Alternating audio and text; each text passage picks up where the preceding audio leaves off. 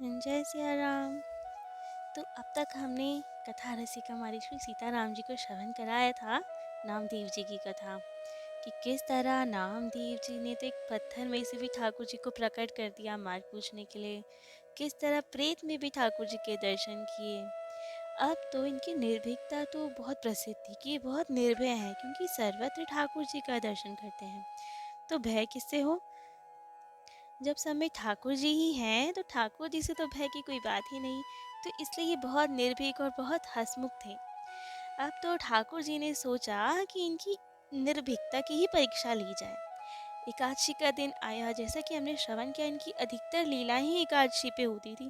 ठाकुर जी ज़्यादा मज़े लेते थे इनसे एकादशी पे। तो अब एकादशी का दिन आया और ठाकुर जी की लीला सूझी।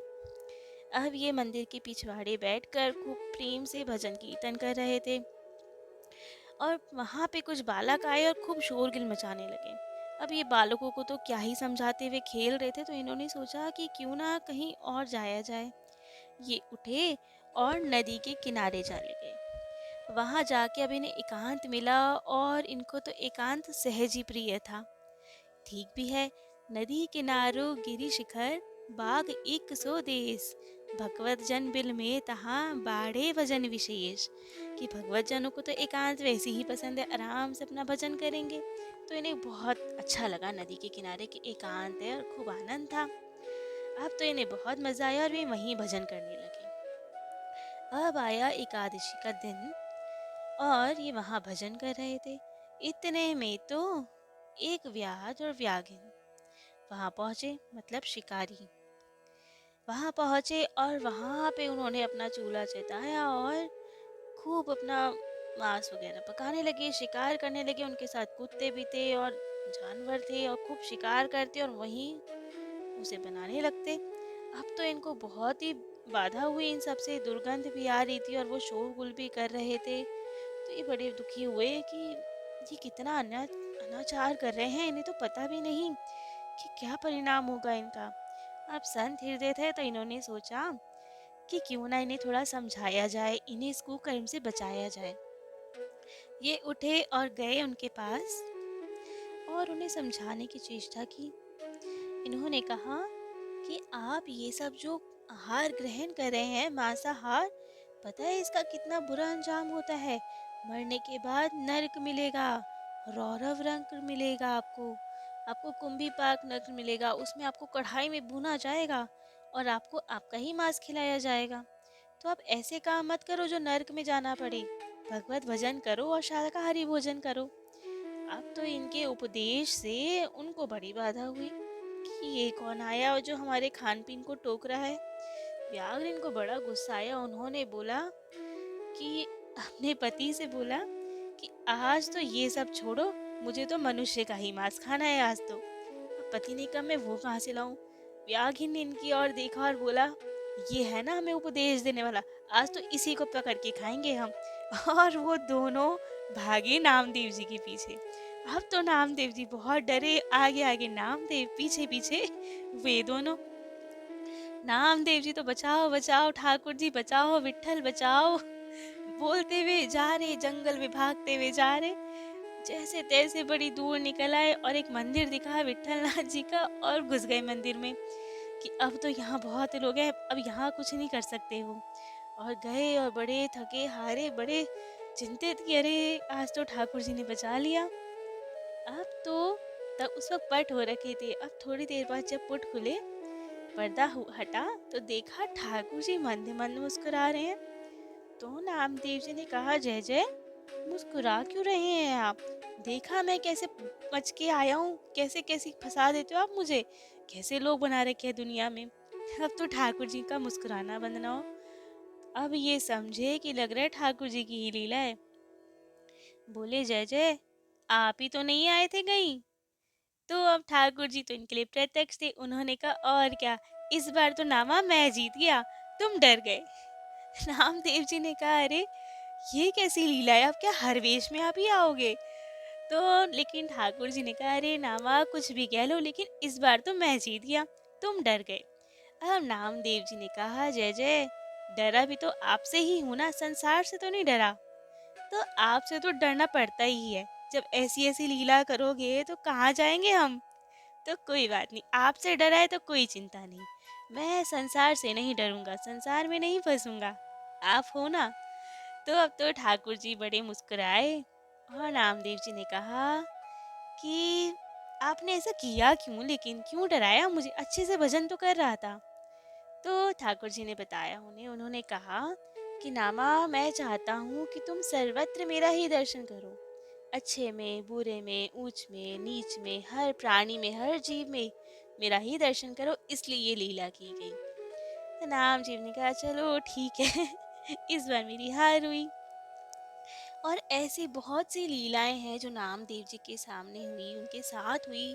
उन्होंने चमत्कार करने की ऐसी कोई कोशिश नहीं की, परंतु भक्तों को बचाने के लिए या उनके हृदय में ठाकुर जी के प्रति विश्वास जगाने के लिए ठाकुर जी ने उनके द्वारा बहुत सी लीलाएं करवाई। जैसे कि एक बार नामदेव जी के सत्संग में एक ब्राह्मणी आया करती थी, परंतु उनके जो पति थे वे भगवत विमुख थे। उन्हें बिल्कुल नहीं अच्छा लगता था कि वे सत्संग में जाए, पूजा पाठ करें। परंतु ब्राह्मणी बहुत भक्त हृदय थी, नामदेव जी के प्रति खूब श्रद्धा थी और नामदेव जी की सत्संग के कारण विठल में भी खूब प्रेम था। तो परंतु उनके पति बहुत विमुख थे, उन्हें खूब डांटते थे और क्रोध करते थे उन पर, बहुत निंदा करते थे सत्संग की भी और संतों की भी। परंतु वे इतनी भक्त हृदय थी, वे फिर भी सत्संग में जाती थी और खूब भजन करती थी। एक बार वे सत्संग में गई हुई थी और पीछे से जाने क्या हुआ, उनका पुत्र का देहांत हो गया। उनका पुत्र नहीं रहा संसार में, वे मर गया।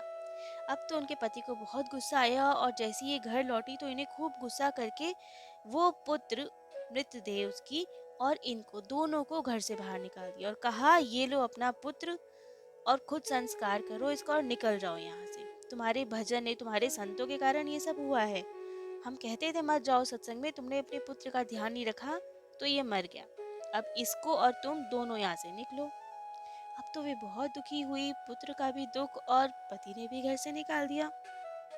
वे बहुत दुखी हुई, अब जाती कहाँ, आई नामदेव जी के सत्संग में ही आई और उन्हें अपना दुख सुनाया कि क्या क्या हुआ उनके साथ। उनके पति ने निकाल दिया, उनका पुत्र मृत हो गया, कोई आसरा नहीं बचा। नामदेव जी को बहुत करुणा हुई उन पे, उनके पति के लिए भी करुणा उत्पन्न हुई कि ये कैसा भगवत विमुख है, ठाकुर जी से विमुख होके तो कहीं सुख नहीं। तो अब नामदेव जी को इतनी दया आई, उन्होंने भगवत चरणामृत लिया, ठाकुर जी का चरणामृत लेकर उसके पुत्र पर, उसकी देह पर छिड़का और छिड़कते ही उसमें प्राण आ गए। अब तो वे पुत्र जीवित हो गया, वो माता बहुत खुश हुई और अब वे घर की ओर जाने लगे तो उनके पति को पता चला कि ये जीवित हो गया।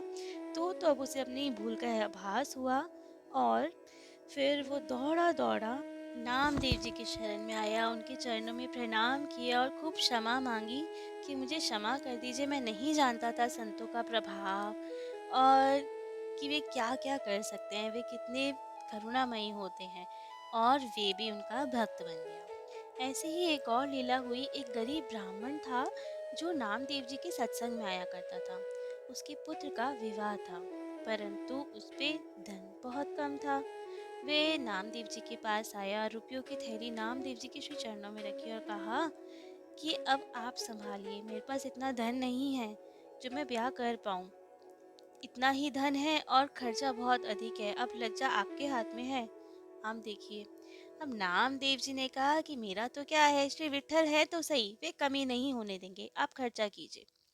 और अब तो उस थैली में से वे जितने भी पैसे निकालते ही जाते वो खत्म ही नहीं होती और खूब अच्छे से बढ़िया से उनका विवाह पूर्ण हुआ। और पंडरीनाथ ने नामदेव जी की वाणी को सत्य करने के लिए सब पूर्ण किया, वो थैली में से पैसे खत्म ही नहीं हुए। तब इनके नामदेव जी के से तो सब परिचित थे कि वे कैसे हैं और उनका क्या प्रभाव है। तो एक महानुभाव ने कहा कि नामदेव जी, आपने और पंडरीनाथ ने खर्चे तो पूरे किए, ये तो पंडरीनाथ की कृपा हुई, परंतु अब आप अपनी ओर से भी तो कुछ दान दक्षिणा दीजिए इनके विवाह के लिए, ब्राह्मण का विवाह है। तो नामदेव जी ने कहा हाँ अवश्य। और नामदेव जी ने पंडरीनाथ का स्मरण किया, अपने विट्ठल को याद किया, तो वहाँ पैसों की वर्षा होने लगी और खूब सब मोहरों की और पैसों की वर्षा हुई और सब बहुत आनंदित हुए। अब विवाह प्रेम से संपन्न हुआ और बारात वापस जा रही थी। एक जगह उन्होंने विश्राम करने के लिए डेरा डाला, परंतु उसी समय कुछ यवन आ गए और उन्होंने गिरगिट को देखा और उसे मारने लगे। तो नामदेव जी ने मना किया कि ये गिरगिट को मत मारो, वो जीव है, क्यों हत्या करते हो जीव की। परंतु वे माने नहीं। तब तो नामदेव जी की जब बात नहीं मानी तो वहां एक विशाल गिरगिट प्रकट हुई और यवनों को बहुत काटने और मारने लगी। तब तो वे त्राही त्राही करके नामदेव जी के चरणों में पड़े और नामदेव जी ने ठाकुर जी का स्मरण किया तो वे गिरगिट अदृश्य हुई और यवनों की रक्षा हो गई। ऐसे ही एक बार एक जगह बहुत बड़ा ब्रह्म भोज हो रहा था, जिसमें साधु संत और ब्राह्मण दोनों निमंत्रित थे। साधुओं में नामदेव जी और बहुत सारे संत आए हुए थे और ब्राह्मण थे। और ब्राह्मणों को बहुत ऐतराज था कि पहली पंगत में तो हम ही पाएंगे, ये मुंडी वैरागियों का कोई लेना देना नहीं है हमसे, हम पहले पाएंगे और फिर उसके बाद ये पाएं। अब संत तो सरल चित होते हैं, उन्हें कोई ऐतराज नहीं कि कोई बात नहीं, हम बाद में पालेंगे। उन्हें इन सब से कोई ईर्षा नहीं थी, ना कोई ऐतराज था कि कोई बात नहीं, आप पहले भोजन पाइए, बाद में हम पालेंगे। परंतु ब्राह्मणों को बहुत ईर्षा थी संतों से। वे चाहते थे कि हम श्रेष्ठ और हमारा ही सम्मान रहे। अब उन्होंने पहले पा लिया और अब तो इतनी ईर्ष्या हुई उन्हें ब्राह्म संतों से, तो उन्होंने भोजन आदि वेस्ट करना स्टार्ट कर दिया। कुछ खाते, कुछ गिराते और बहुत वेस्ट करने लगे, जिससे कि संतों के लिए कुछ बचे ही ना। परंतु अब अन्न का इतना अपमान देख के और अपने प्यारे संतों का अपमान देख के, उनसे ईर्ष्या का भाव देखकर ठाकुर जी से नहीं रहा और उन ब्राह्मणों पर पत्थर की वर्षा होने लगी। वे इधर उधर भागने लगे, परंतु जहाँ भागते वहीं उन पर पत्थर पड़ने लगते। अब तो उनकी आंखें खुली, उन्हें पता चला कि हमसे अपराध हुआ है, तभी ठाकुर जी रुष्ट हुए हैं, वरना पत्थर कहाँ से आए। अब तो वे नामदेव जी के श्री चरणों में पड़े और उन्हें बोला कि अब क्षमा कीजिए, आगे से ऐसा नहीं होगा, हम संत की महिमा समझ गए हैं। तब नामदेव ने ठाकुर जी का स्मरण किया और संतों की कृपा से, ठाकुर जी की कृपा से वो पत्थरों की वर्षा बंद हो गई और फिर पुनः पंगत बैठी। और अगले दिन अब ब्राह्मणों ने खूब बढ़िया विशाल भंडारा किया और सब संतों को, वैष्णव को खूब आदर सत्कार से परम श्रद्धा के साथ बुलाया और खूब प्रेम से भोजन आदि करवाया। एक बार वर्णन आता है कि एक बार एक गाड़ीवान गाड़ी में बहुत सारा सामान लेकर कहीं ले जा रहा था। वो गाड़ी में दो बैल जुते हुए थे, परंतु अब सामान इतना अधिक था कि वो बैलों से और चला नहीं गया और वे लड़खड़ाकर गिर गए और दोनों बैलों की मृत्यु हो गई। अब तो गाड़ीवान बहुत दुखी, सामान भी बहुत अधिक था और बैल मर गए, इसका भी बहुत दुख था। अब तो वे बहुत रोने लगा, बहुत दुखी हुआ कि अब मैं क्या करूं, ठाकुर जी बचाइए, अब कुछ तो कीजिए, मेरे बैल भी मर गए और इतना अधिक सामान है। संयोग से उसी मार्ग से श्री नामदेव जी जा रहे थे। अब गाड़ीवान का इतना दुख उनसे देखा नहीं गया और उन्हें बहुत दया आई। उन्होंने कृपा की और दोनों बैल जीवित हो गए उनसे। और वे फिर गाड़ीवान बहुत प्रसन्न हुआ और उनके चरणों में प्रणाम किया। और अब नामदेव जी इतने कोमल चित्त थे ना, किसी का दुख उनसे सहा नहीं जाता था। और यदि कभी इनसे किसी को दुख दे दिया गया, गलती से दे दिया गया, तो इतना भयंकर पश्चाताप करते थे कि बस लोग सिहर जाए। एक बार नामदेव जी की माता को औषधि के लिए पलाश की छाल चाहिए थी, पलाश पेड़ की छाल। तो इन्होंने नामदेव जी से कहा कि बेटा आप पलाश की छाल ले आइएगा। तब नामदेव जी में ने इतना ध्यान नहीं दिया और माता ने आज्ञा दी तो जाके छाल उतार के ले आए और माता को दे दी। परंतु बाद में उन्हें ध्यान आया, इन्हें आभास हुआ कि वृक्षों में भी तो प्राण है। उस वक्त तो नाम सुमिरन करते हुए अपनी धुन में ये वृक्ष की छाल ले आए, परंतु जब इन्हें ये आभास हुआ कि वृक्षों में तो प्राण है, अब मैंने उनकी छाल उतारी तो उन्हें कितना कष्ट हुआ होगा। ये तो सोच के वे बहुत दुखी हुए कि अब तो मुझे पश्चाताप करना चाहिए, मुझे आभास होना चाहिए कि वृक्षों को कितना कष्ट हुआ होगा। तब तो इन्होंने कुल्हाड़ी से अपने पैर की खाल उतार दी, पूरी त्वचा पैर की निकाल दी। अब तो माँ के पास जब ये कहीं जा रहे थे तो माँ ने देखा कि इनकी धोती लाल हो रही है, रक्त निकल रहा है। तो माँ ने देखा और पूछा कि बेटा ये क्या हुआ। तब इन्होंने बताया कि माँ मेरे से बहुत अपराध हुआ कि मैंने पेड़ों की छाल निकाली, उन्हें कितना कष्ट हुआ होगा। उसी का आभास करने के लिए, प्रायश्चित करने के लिए मैंने ऐसा किया। तब तो माता बहुत दुखी हुई, इन्हें अपने हृदय से लगाया और उन्हें आशीर्वाद प्रदान किया कि तुम सच में एक बहुत उच्च संत हो। जो कि बात सर्वथा सत्य सिद्ध हुई। नामदेव जी एक बहुत ही बड़े संत, बहुत बड़े नाम जापक हुए। इनकी और कथाएं और लीलाएं कल श्रवण करेंगे, और ये भी श्रवण करेंगे किस तरह ये ठाकुर जी की ओर गए, किस तरह इन्होंने अपना देह त्याग किया। उसकी भी बहुत एक अद्भुत लीला है जो शायद और किसी भक्त की भक्तमाल में वर्णित नहीं, जिस तरह इन्होंने अपना देह त्याग किया। तो आज के लिए इतना ही। जय जय श्री सीताराम।